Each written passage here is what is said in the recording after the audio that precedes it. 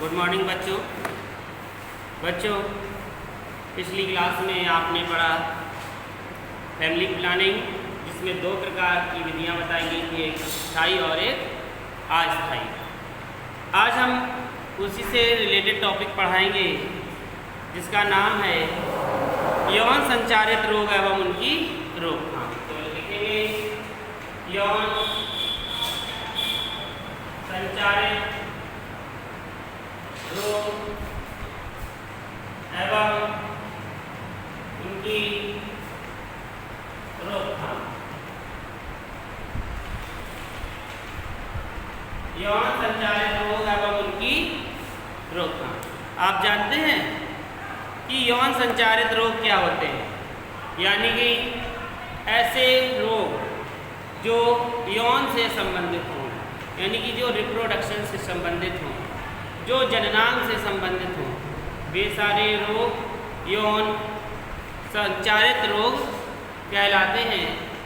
ये रोग स्त्री तथा पुरुष दोनों में हो जाते हैं। तो चलिए थोड़ी सी पहले इसके अंदर डेफिनेशन है उसे समझ लेते हैं कि यौन संचारित रोग शरीर के तरल द्वारा मैथुन के समय यौन संबंधों के समय प्रेषित संचारित होता है, जिससे रोग फैलने की संभावना होती है। इनमें कुछ जीवाणु होते हैं जैसे गोनेरिया, सिफिलिस आदि। तो जैसे कि इनमें मस्सा व एड्स एक बीमारी होती है, वो सम्मिलित है। तो चलिए इसके अंदर लिखिए यौन संचारित रोग। यौन संचारित रोग शरीर के यौन संचारित रोग शरीर के तरल द्वारा यौन संचारित रोग शरीर के तरल द्वारा रिप्रोडक्शन के समय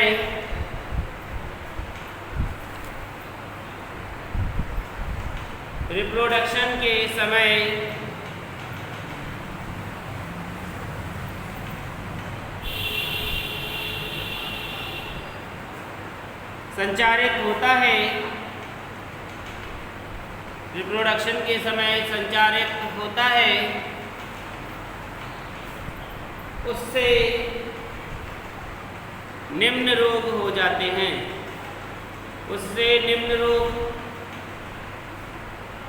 हो जाते हैं जिसमें मस्सा व एड्स सम्मिलित है।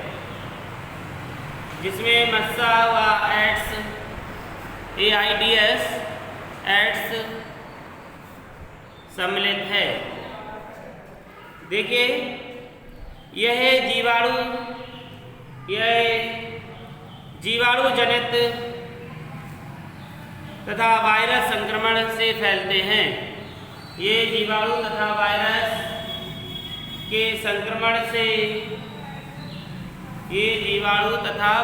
के संक्रमण से फैलते हैं। नंबर 1 रोग का नाम लिखेंगे उपदंश।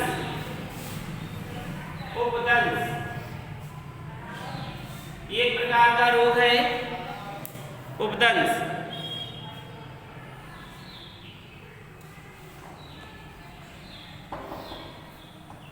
उपदंश देखिए क्या है। यह रोग एक जीवाणु के द्वारा होता है और उस जीवाणु का नाम क्या है? ट्रिप्रोनीमा पैलिडम। इसके लक्षण ये होते हैं कि यह जननांगों में घाव, खरोच आदि होते हैं तथा बैंगनी रंग के धब्बे बन जाते हैं। तो लिखिए इसमें यह रोग टिप्रोनीमा यह रोग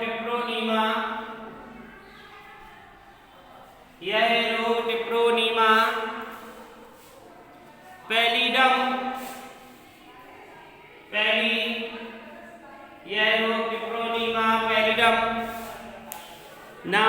जीवाणु पैलिडम नामक जीवाणु से फैलता है। पैलिडम नामक जीवाणु से फैलता है। लक्षण लिखेंगे। हेडिंग डालेंगे लक्षण।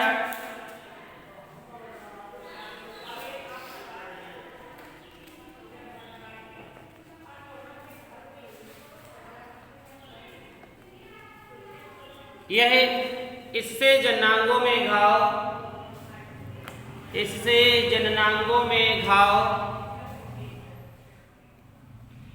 रोम पुटिकाएं, रोम पुटिकाएं, खरोच आदि होता है, खरोच आदि होता है तथा संक्रमित व्यक्ति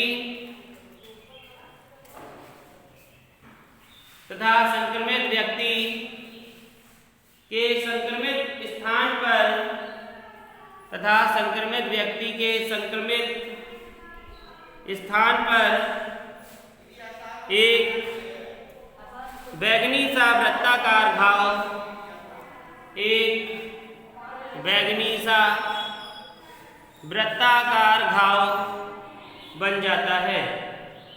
बैंगनी सा वृत्ताकार घाव बन जाता है। इस प्रकार का गोल गोल घाव बन जाता है,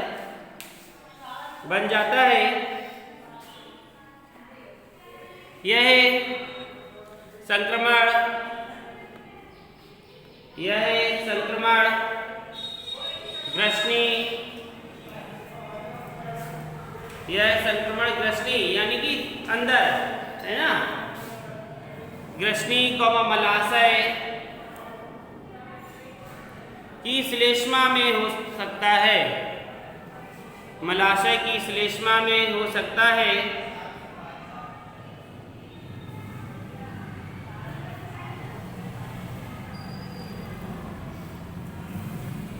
अगली लाइन से लिखेंगे। इसके अधिक संक्रमण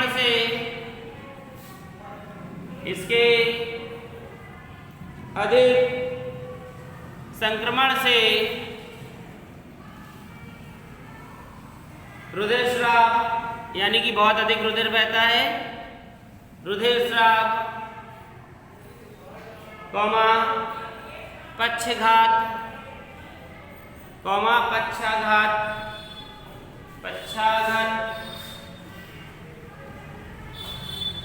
क्या होता है ये कहते हैं लकवा, सभी जानते हैं। पक्षाघात,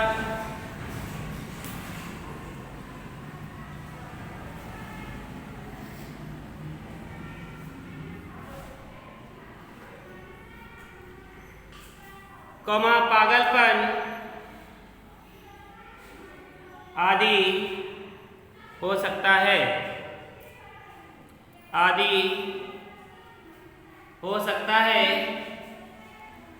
यह गर्भवती स्त्रियों में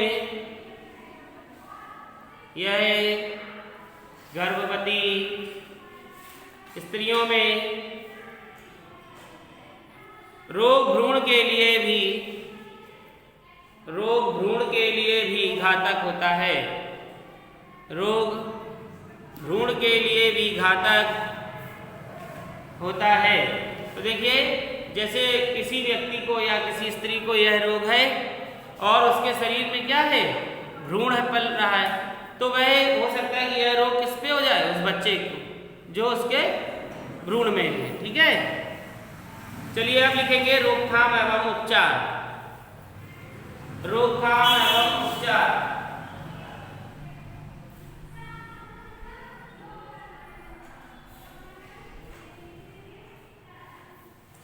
रोकथाम एवं उपचार लिखेंगे, पॉइंट में लिखेंगे। रोगी के वस्त्रों का उपयोग दूसरे व्यक्ति को नहीं करना चाहिए। तभी देखिए साफ सफाई कहा जाता है कि जैसे किसी के खाज है, खुजली है, कोई भी रोग है तो उसके वस्त्र मत पहनो। क्योंकि वह क्या होते हैं, इसमें जीवाणु विषाणु चिपके होते हैं और वह दूसरे के शरीर में चिपक जाते हैं। जैसा कि आपने देखा होगा कि किसी के खा जाए, आपने स्पर्श किया या आपने उसके बदन को छुआ या उसके साथ बैठे तो कुछ समय के बाद देखते हैं कि उसके भी वह खाज हो जाती है। तो ऐसे ही ये भी बीमारी है कि रोगी के वस्त्रों का उपयोग दूसरे व्यक्ति को नहीं करना चाहिए। लिखा सभी ने? रोगी के वस्त्रों का उपयोग दूसरे व्यक्ति को नहीं करना चाहिए। नंबर 2, रोगी को झूठा भोजन नहीं करना चाहिए। रोगी को झूठा भोजन नहीं करना चाहिए। रोगी को झूठा भोजन नहीं करना चाहिए। नंबर 3, रोगी को संभोग की स्थिति से रोगी को संभोग की स्थिति से दूर रखा जाना चाहिए। रोगी को संभोग की स्थिति से दूर रखा जाना चाहिए। अगला नंबर, रोगी को पेनिसिलिन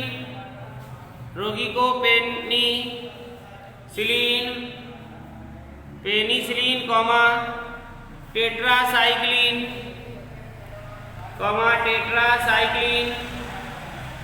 दवा लेनी चाहिए या दवा का प्रयोग करना चाहिए। रोगी को पेनिसिलिन टेट्रासाइक्लिन दवा का प्रयोग करना चाहिए। तो सभी बच्चों को ये समझ में आ गया कि और संचारित रोग हैं और उनकी किस प्रकार से रोकथाम होती है। अब लिखेंगे, दूसरी हेडिंग डालेंगे सुजाक। एक बीमारी होती है सुजाक, लिखेंगे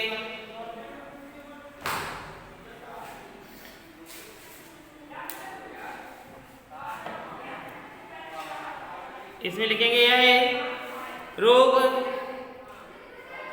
नीसेरिया गोनोरी नामक, यह रोग नीसेरिया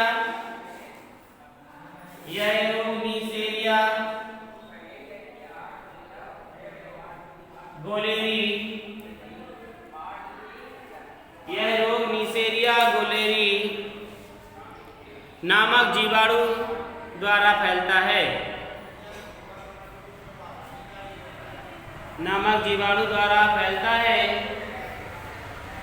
इस रोग के चिन्ह शरीर के बाहर नहीं दिखाई देते, यानी कि कैसे शरीर के अंदर ही रहते हैं। इस रोग के चिन्ह शरीर के बाहर नहीं दिखाई देते।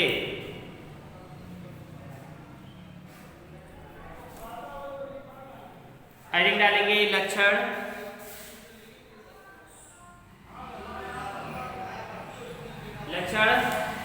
में लिखेंगे यह रोग का जीवाणु इस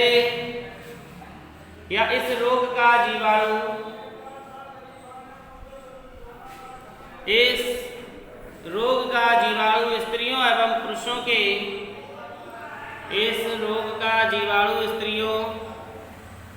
पुरुषों के मूत्र मार्ग में रहता है या होता है। इस रोग का जीवाणु स्त्रियों एवं पुरुषों के मूत्र मार्ग में रहता है। इस रोग में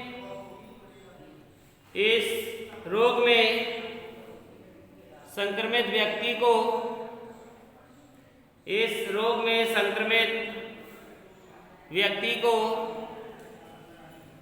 यूरिन त्यागते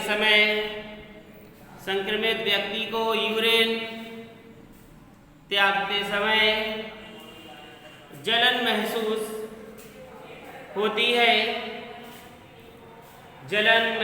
होती है तथा मूत्र मार्ग में सूजन भी आ जाती है तथा मूत्र मार्ग में सूजन भी आ जाती है, जिससे मूत्र मार्ग का अग्रभाग फूल जाता है, अग्रभाग फूल जाता है।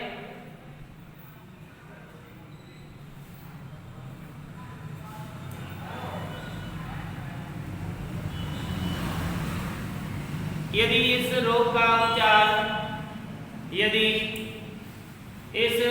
का उपचार सही समय पर ना कराया जाए, यदि इस रोग का उपचार सही समय पर ना कराया जाए तो यह रोग प्रोस्टेट ग्रंथि तक भी पहुंच जाता है। तो यह रोग प्रोस्टेट ग्रंथि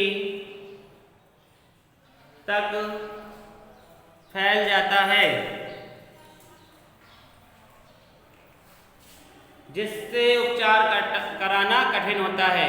यह तब उपचार कराना कठिन होता है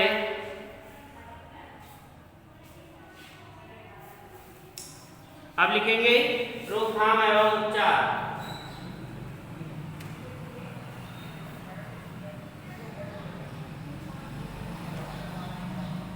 रोकथाम एवं उपचार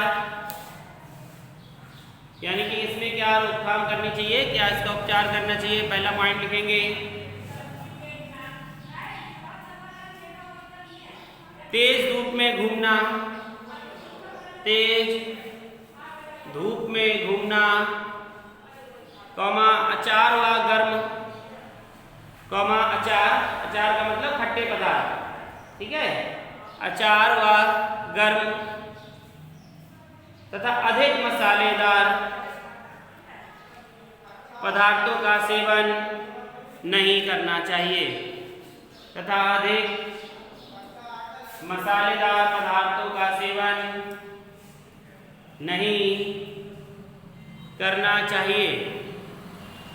समझ में आया कि तेज धूप में यानी कि इसमें क्या है, ठंडक की आवश्यकता अधिक है, यानी कि तेज अगर मसालेदार आप वस्तुओं को ज़्यादा खाएंगे तो वो पेट में भी गर्म करेगा, पेट में भी जलन होगी, और जब जलन होगी तो उसमें जो पदार्थ बनेगा जो हमारी किडनी में पहुंचेगा फिर वह सर्जित होगा, तो वो सर्जित करने में क्या होगा, जलन महसूस होगी, ठीक है। क्यों? क्योंकि अग्रभाग है जो वह फूला हुआ है। नंबर सेकंड लिखेंगे संक्रमित भाग को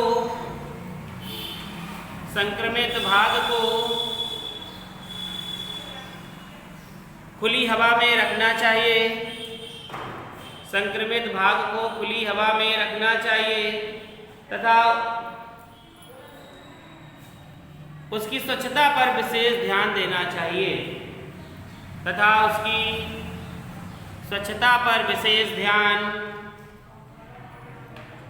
चाहिए, अगला पॉइंट, इस रोग में अर्जेंटम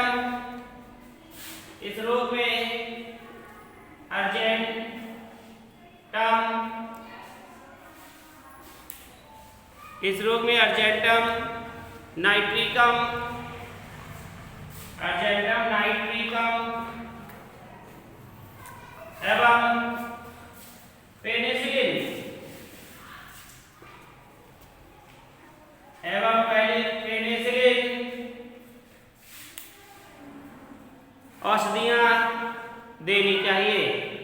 एवं पेनिसिलिन औषधियां